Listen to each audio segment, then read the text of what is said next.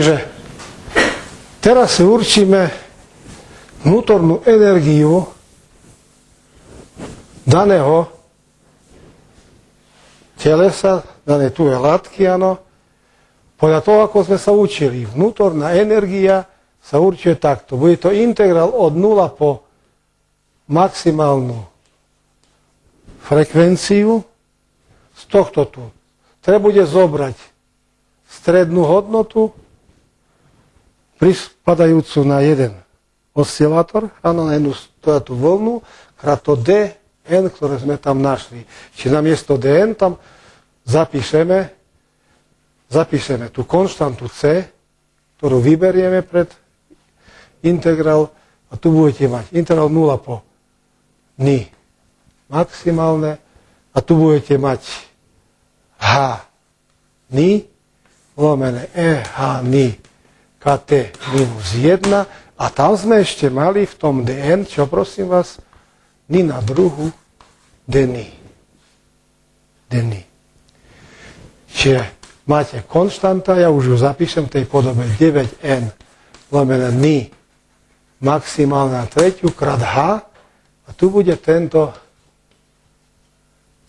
integrál ni na tretiu dni n a h ni kt minus 1. Čiže tomu sa bude rovnať vnútorná energia. Je jasné, keď budete chcieť potom určiť vnútornú energiu 1 molu, no tak tu namiesto toho treba bude dosadiť Avogadrovo číslo. Dobre? Čiže u molu vnútornú energiu preto toto hľadám, ale budeme chcieť určiť CV, molárne teplo, čiže budete mať 9n Avogadrovo krát h ni maximálne na tretiu, integrál 0 ni maximálne, ni na tretiu, d ni, e na h ni, kt minus 1. No a teraz Debye robil presne taký istý krok ako Einstein, to znamená, on zavedie niektorú charakteristickú teplotu a tak ďalej, ale už pre iný výraz. Čiže zoberieme, označíme tento exponent, lebo tam je zamontovaná aj frekvencia, aj teplota, urobíme substitúciu, čiže h ni kt nazveme x-om. Čiže odtiaľ budete môcť zapísať, že ni sa rovná kt lomené h, x, čiže d. Ni sa rovná kt lomené h dx. No ale preto sme zaviedli novú premenu, tak samozrejme dohodneme sa na nasledovnom. Pre maximálnu hodnotu, rozumiete, čím sa bude líšiť Debye? Einstein pre všetky frekvencie dal charakteristickú teplotu a on dal len pre maximálnu frekvenciu. Čiže je to Boltzmannov konštanta krát Td. Čiže v literatúre takto sa označuje, zrejme D znamená Debye, teplota Debyová. Áno, ona je potom aj v tabuľkách.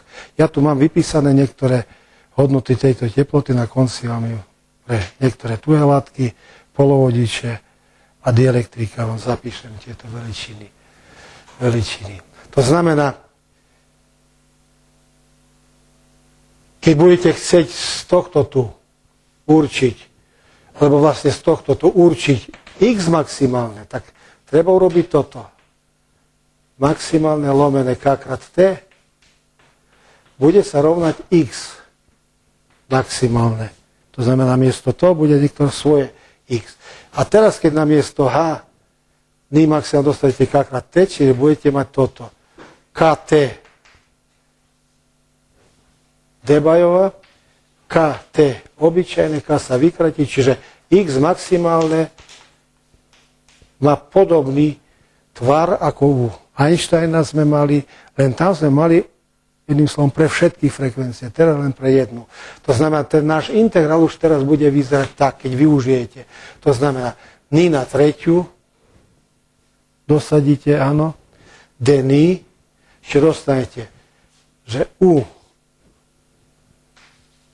molové sa bude rovnať n, Avogadrové číslo, h, teraz odtiaľ pôjde k na štvrtú, t na štvrtú, lomené h na štvrtú, čiže z týchto tu, d, ni maximálne,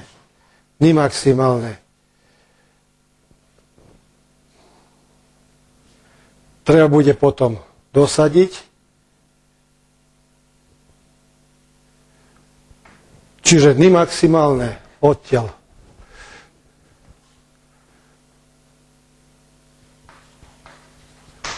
k, t, d, lomené h na tretiu, čiže budete mať k na tretiu,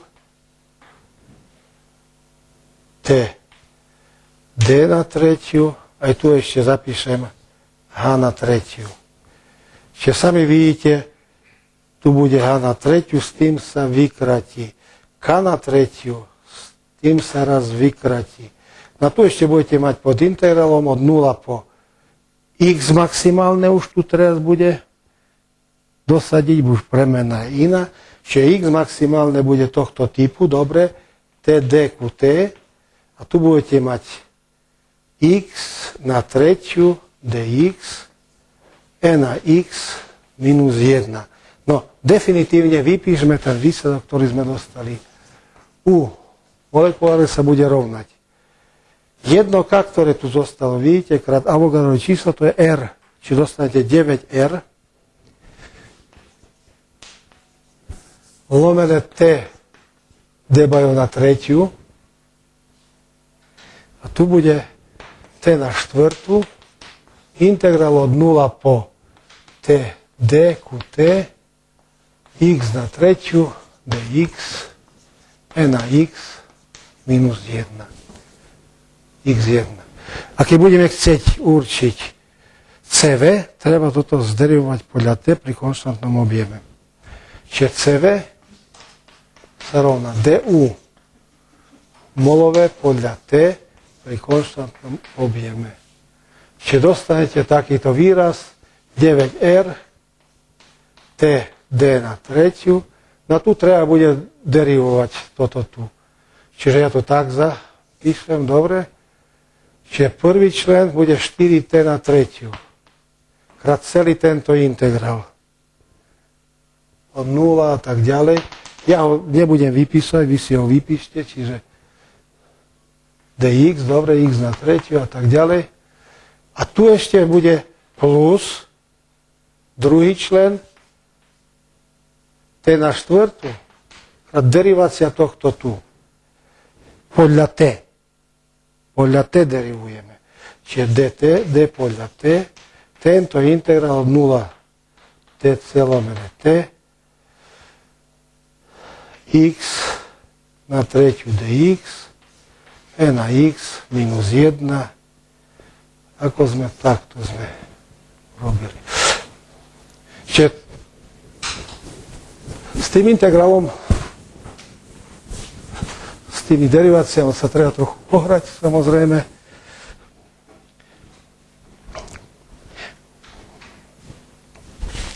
My tu máme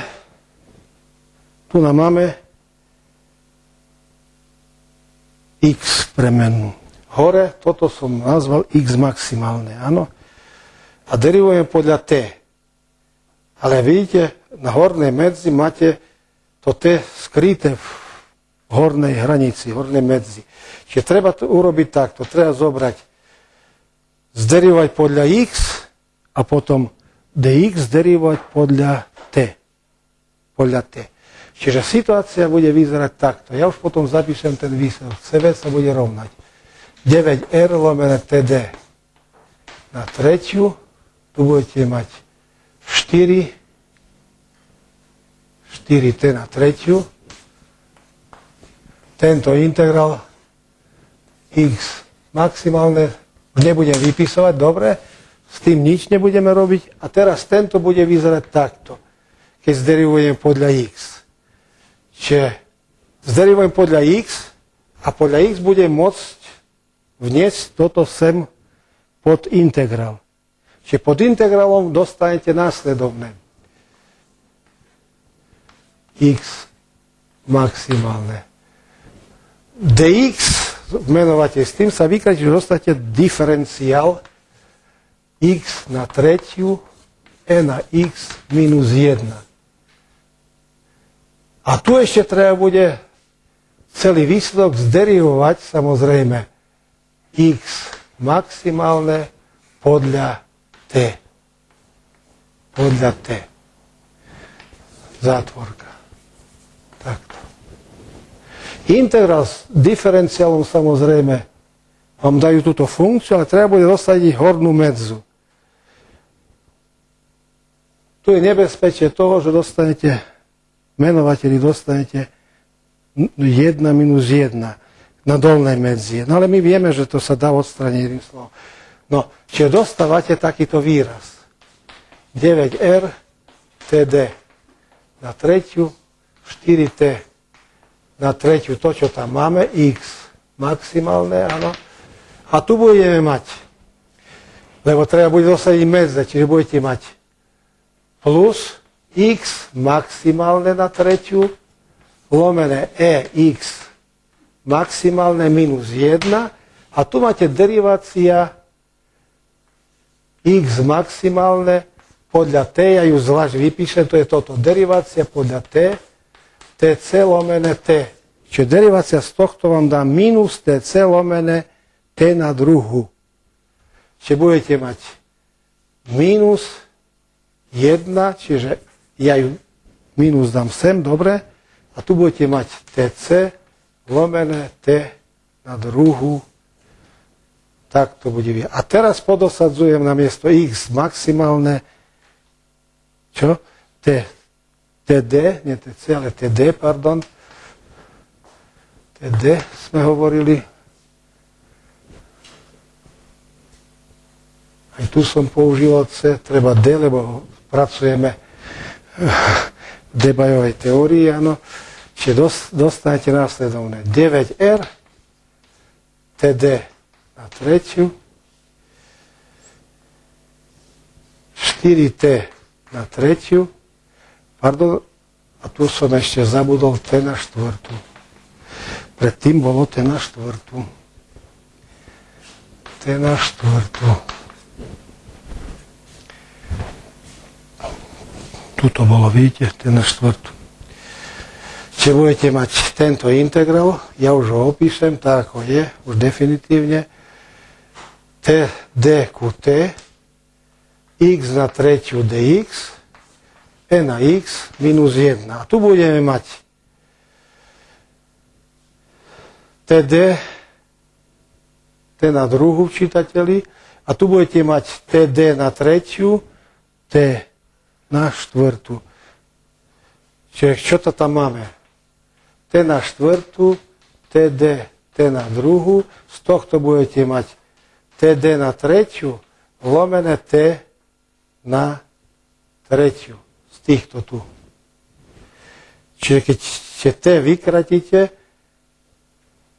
raz tu zostane a tu budete mať, čiže dostanete minus td ku t krát td na tretiu a v menovateli máte,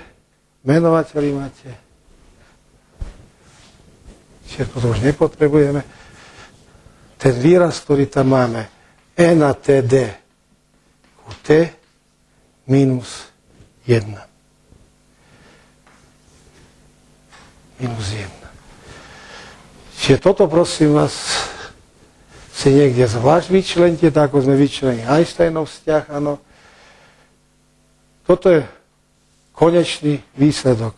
Samozrejme, ten výsledok treba bude dostať do tej podoby znovu pre teploty väčšie ako TD a teploty menšie ako TD. Čiže budeme robiť tú istú analýzu, čo aj tam. Čiže ja tu opíšem takto, CV sa rovná tomuto, áno, to je tento výraz. Toto zotriem, to tu už tiež nepotrebujeme.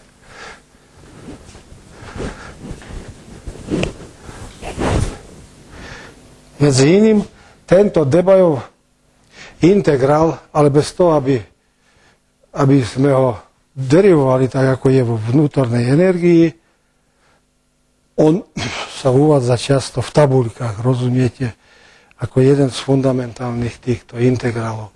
Čiže teraz vyšetríme dve možnosti. Po prvé, nech T bude o mnoho väčšie ako TD. TD.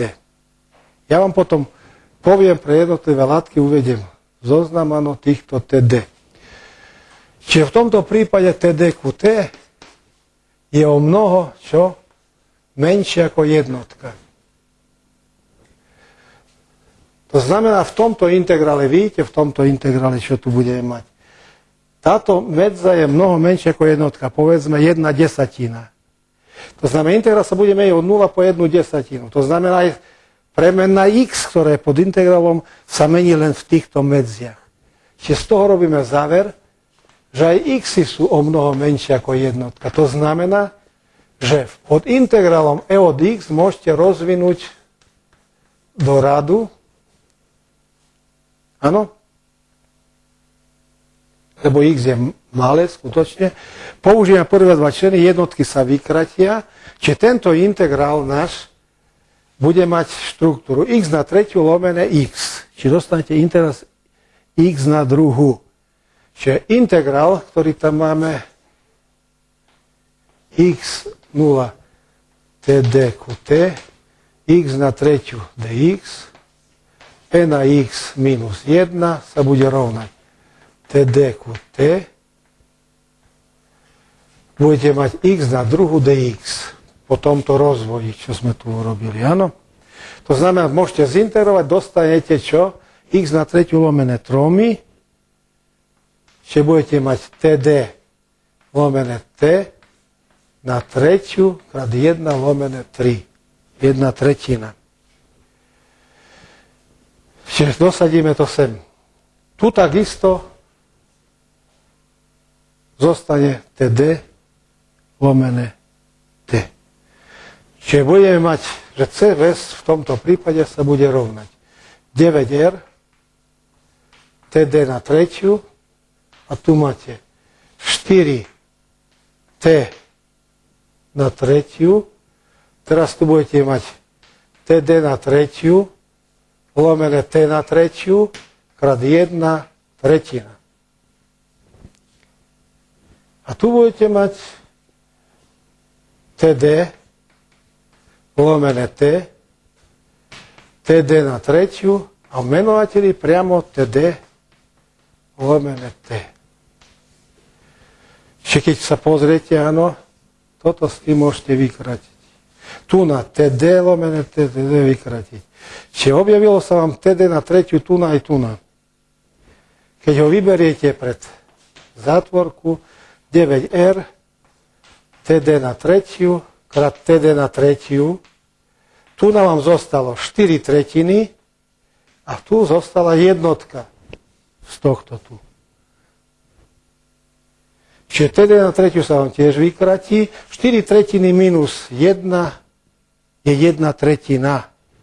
Čiže táto trojka s tou deviatkou sa vykratí a dostávate znamenitý vzťah Dulongov Petitov výraz pre vysoké teploty. Jasné? Čiže pre vysoké teploty sme dostali samozrejme z tohto vzťahu, Debajovho vzťahu, presnú hodnotu. Tak ako aj u Einsteina, tak ako aj v klasickej štatistickej fyzike. Ináč sa to aj nedalo očakávať. Áno? A teraz druhý prípad tento. T bude o mnoho menšie ako TD. To znamená, budeme sa blížiť tam k nízkym teplotám. To znamená, TD ku T je o mnoho väčšie ako jednotka. A teraz sami vidíte, že aké bude správanie. Ak T bude smerovať k nule, tak menovateľ bude smerovať k čomu? Vlastne zlomok bude smerovať k nekonečnu. Čiže TD ku T, ak T smeruje k nule, toto smeruje k nekonečnu. To znamená, keď zoberieme veľmi nízke teploty, tak tento výraz CV sa zmení na toto. 9R, TD na tretiu. Tu budete mať 4T na tretiu. Tento integrál sa nám zmení na tento integrál. Taký integrál my vieme riešiť. To znamená, budete mať x na tretiu, dx, e na x minus 1. No a čo sa týka tohto integrálu? Vidíte? Pretože toto je o mnoho väčšie ako jednotka smeruje k nekonečnu. Môžete zanedbať jednotku. Pôjde do čitateľa. Čiže budete mať takéto konštanta TD ku T. Keď T smeruje k nule, to smeruje k nekonečnú, ale to smeruje k nule, lebo je na mínus. Alebo chcete menovateľi, smeruje k nule v túto. Čiže ten člen smeruje k nule. Čiže zostane z toho len tento člen. Z toho zostane nula. No a ten integrál my sme ako si ešte nemali ten integrál, ja vám až na ďalšej prednáške napíšem. Vlastne zdá sa, že už som vám ten integrál spomínal. Ten integrál to je gamma 4 krát zeta 4. Kde si takýto integrál som vám dával. Čiže toto dokopy, tento integrál, ten môžete nájsť v tomto, ten sa rovná pi na štvrtú lomené 15. Čiže naše CV rovná sa tomu 9R krát 4 T na tretiu krát pi na štvrtú lomené 15 krát TD na tretiu. Čiže sami vidíte, že máte niektorú konštantu 9 krát 4 36 15 pi na štvrtú TD na tretiu T na tretiu. Čiže toto je niektorá konštanta, vidíte? No nazvem ju alfa, ako sme zvykli nazývať alfa. No nie je to alfa, čo tam, ale je to T na štvrtú. Čiže dostali sme, že CV pri nízkych teplotách, nie na štvrtú, ale na tretiu, pardon, sa správa takto. Niektorá konštanta krát T na tretiu. To znamená, že toto smeruje k nule, ak T smeruje k nule, podľa takéhoto zákona T na tretiu. Takýto zákon bol objavený najskôr experimentálne pre tuhé látky. Čiže všetky tuhé látky pri nízkych teplotách, ich molárne tepla smerujú k nule podľa zákona úmerného T na tretiu. Čiže Debajová teória dáva presnú hodnotu alebo presné správanie sa čoho? CV pri veľmi nízkych teplotách. Tak ako som žiadal zákon, tak ako to žiadal jedno slovo experiment. Pritom tá konštanta alfa, sami vidíte, že je určiteľná, áno, pretože sú tu len tieto veličiny. Tam dúfam, že R som tu ešte zabudol. R tam je pi TD. Čiže teraz, keď dovolíte, ja som pre vás vypísal niekoľko týchto TD, ktoré budú všetky vyjadrené v kelvinoch, áno, v kelvinoch. Čiže budete mať aspoň predstavu, ako čomu sa rovná táto. Čiže pre kovy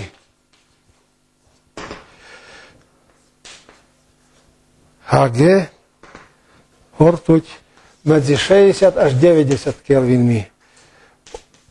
Olovo 94,5. Sodik 160. Striebro 225 kelvinov. Sami vidíte, to je všetko v kelvinoch, že to je pod 0 celziovými. Lebo Celzia 0 to je 273. Áno. Ďalej budete mať wolfram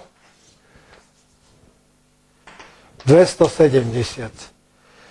Meď 339, čiže meď už je nad železo 467. Berilium 1160. Čiže toto sú kovy. Aspoň pre dva charakteristické polovodiče, to je germanium a kremik,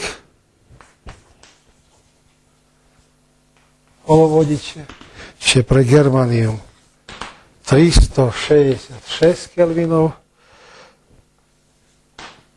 pre kremik 658 a pre dielektrika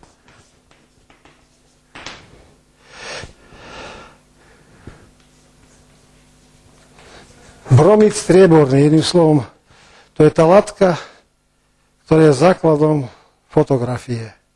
Áno? 150 kelvinov.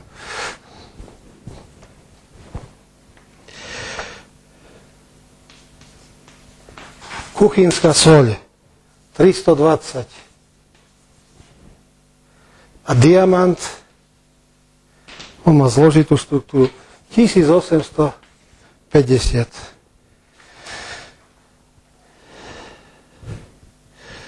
Čiže toto som pre vás vytiahol tam z encyklopédií fyzikálnych, áno, aby ste mali aspoň predstavu, čo to je. Samozrejme existujú zrejme aj charakteristická teplota v Einsteinovom vzorci, lenže pretože tá teória, tak povediac, nie je tak presná ako táto, tak spravidla tie Einsteinové teploty sa spravidla neuvádzajú. Uvádzajú sa tieto Debayeho charakteristické teploty.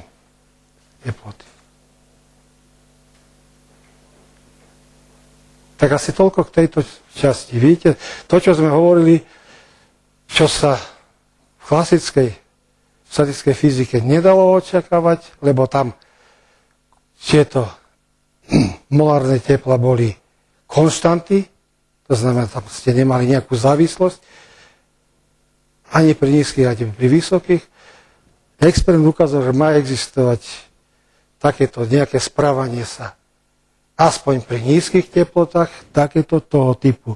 Na tretiu, čiže Debayova teória dáva správne správanie sa pri nízkych teplotách. No a pre vysokých takisto sme videli, že dostávame Dulongov Petitov zákon. Ešte raz zdôrazňujem, že toto bolo vytvorené v 12. roku, kedy ešte ani kvantovej mechaniky nebolo, rozumiete? Nebola ešte ani predstava o tom, ako vzniká interakcia medzi objektom a jeho poľom. Čiže potom táto teória už v súčasnosti je v modernejšej podobe, čiže tá teória, to je teória, ako som hovoril, fononovej interakcie, alebo fononovej časticovej interakcie. To znamená, teleso, mriežka pri svojich kmitoch vytvára pole a to pole cez svoje kvanta, cez tie energetické vzbudenia, áno, interaguje s ostatnými aj so samým týmto poľom. Čiže preto v súčasnej teórii, samozrejme, tu ich látok, pojem fonónu je aspoň tak v takej frekvencii, ako v teórii elektromagnetizmu pojem fotónu. Takže v tej časti toľko. Na budúcich prednáškach už prejdeme ku konkrétnym kvantovým štatistikám, to znamená Bose, Einsteinovej štatistike a Fermiov-Dirakovej štatistike. Uvidíte, že tam sú veľmi zaujímavé tieto vlastnosti.